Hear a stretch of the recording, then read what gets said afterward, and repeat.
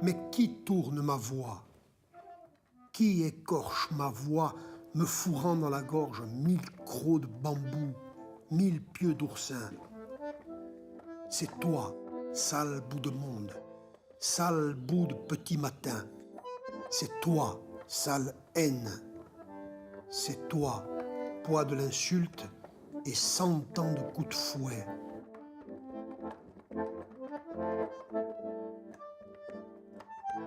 Siamo tutti in stesso mondo e ci tocca conoscere l'altro, semplicemente perché l'altro è una parte di noi.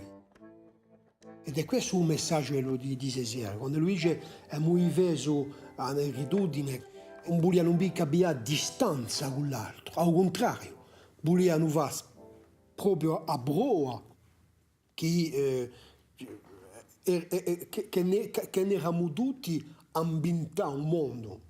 E per questo che non ribiamo, e per questo che non mettiamo in connessione i radio con il pensamento di Nigoli, perché ci pare importante per la corsa la loggia, ci pare importante per un mondo loggia di cominciare a pensare a lui che non c'è né paura dell'altro, neppure non ci mica ingaggiarsi in una semplicemente in una difesa di un territorio.